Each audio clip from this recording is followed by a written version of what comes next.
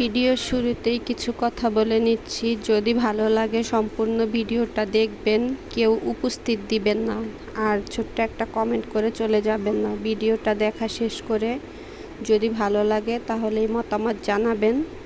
আর যদি আমার কথা খারাপ লেগে থাকে তো আন্তরিকভাবে দুঃখিত, কারণ প্রতিদিন এই একই জিনিস দেখতে দেখতে আমি ক্লান্ত। যদি আমার ভিডিও ভালো না লাগে তাহলে আমাকে আনসাবস্ক্রাইব করে আমার ভিডিও দেখা বন্ধ করে দিতে পারেন। তো আসসালামু আলাইকুম, কেমন আছেন সবাই? আশা করছি সবাই ভালো আছেন। অনেকেই হয়তো ভাবতেছেন যে এই কথাগুলো কেন বললাম শুরুতেই।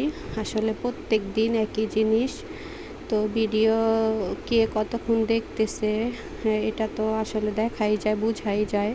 অনেকে আছে একটা কমেন্ট করতে যে এতক্ষণ সময় লাগে, অতক্ষণ পর্যন্তই ভিডিওটা চালু রাখে, তারপরে আর কি আর চলে যায় কি চ্যানেল থেকে।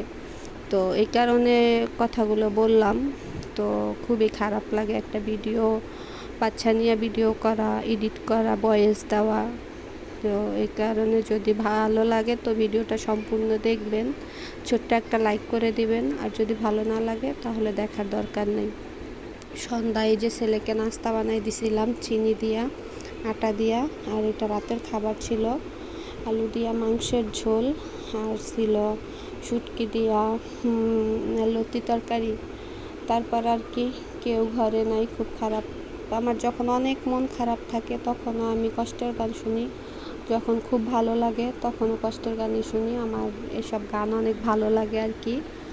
তো তারপর একটুখানি ভিডিও করে নিতেছিলাম যে একটু রেকর্ড করি। তো যারা ভিডিওটি দেখছেন সবাইকে অনেক অনেক ধন্যবাদ।